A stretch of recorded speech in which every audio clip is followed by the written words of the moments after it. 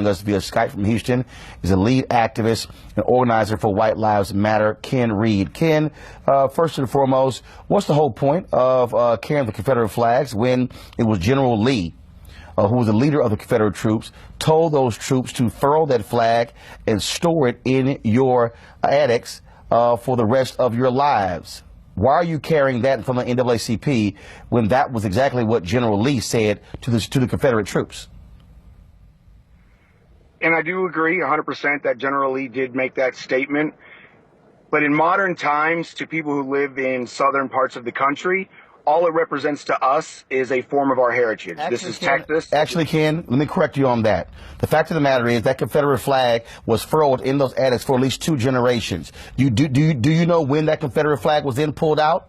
It was pulled out in 1948 when segregationists had their rally in 1948 to oppose civil rights. You do know when they raised that flag on the state capital of South Carolina, it was opposed to the issue of integration. So the reality is, when you spoke of modern times, the reason that flag reappeared in America was because of the opposition to the civil rights movement. That's called a fact, Ken.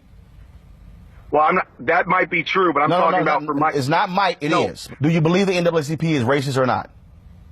I definitely believe they're biased because they favor colored people over white people. Do you know that the majority of the NAACP founders, which came out of the Niagara movement, were white? I do, absolutely. Do you realize, but not anymore. Do you realize that there are white members of the NAACP? I do. So the reality is the NAACP, over their history, have actually fought for policies that have actually benefited you as a white man. Did you realize that?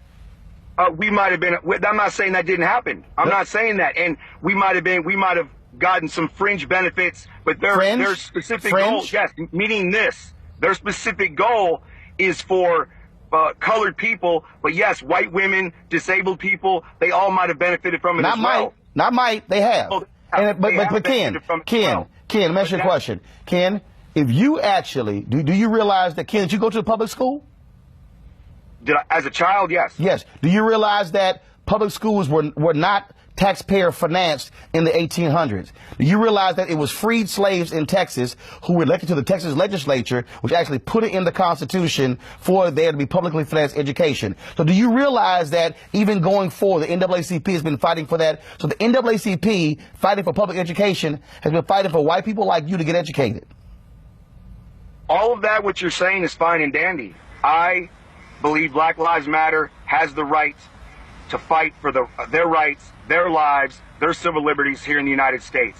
I feel that whites have the right to say white lives matter and fight for their rights and their civil liberties and their heritage and culture, just like every people in the United States have the right to do so. Well, last I checked, when 80% of the men in 80% of the people in the United States Senate are white men, when you have Fortune 500 companies, and you have more than 90%, more than 90% of the folks sit on the boards of directors are white men. When you also look at the fact that you have right now no African Americans in the country who are governors of states, I would surmise to say white folks have had it pretty good in America since the first Africans arrived in 1619. Ken Reed,